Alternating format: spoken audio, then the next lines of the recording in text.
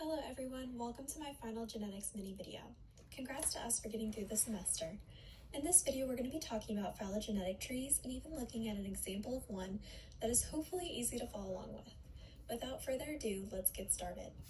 A phylogenetic tree is a visual representation of the evolutionary relationship between different species. Phylogenetic trees can be built off the physical or genetic differences between species. The example tree I'm going to share is built off the physical differences between cutlery found in my home. So here's our tree. Hopefully you can see the species. We have metal fork, clear plastic fork, white plastic fork, brown plastic fork, black plastic fork, and then the knives. We have metal knife, white plastic knife, brown plastic knife, and black plastic knife. There are two types of evolutionary models of phylogenetic trees, anagenesis and cladogenesis. Anagenesis is the accumulation of changes over time that eventually leads one species to become a new species, rather than having that new species evolve in addition to the old one. Cladogenesis is the budding of one or more new species as the original species continues to thrive. This is the type of evolution that is modeled by our cutlery tree. At the bottom of our tree, we'll see each individual species that have evolved.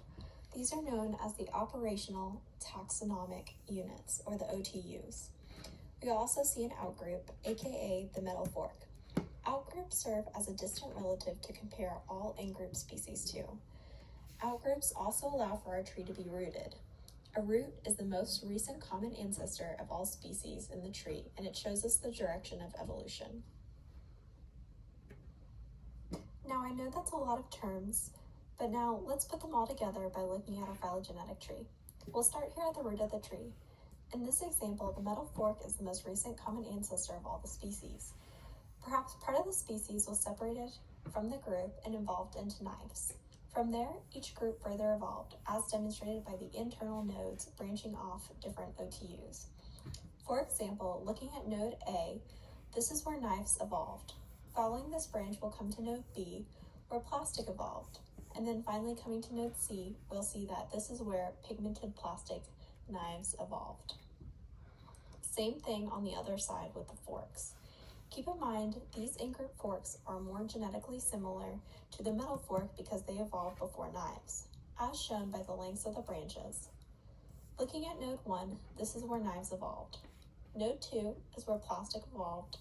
Node 3 is where non-pigmented plastic evolved. And node 4 is where pigmented plastic evolved.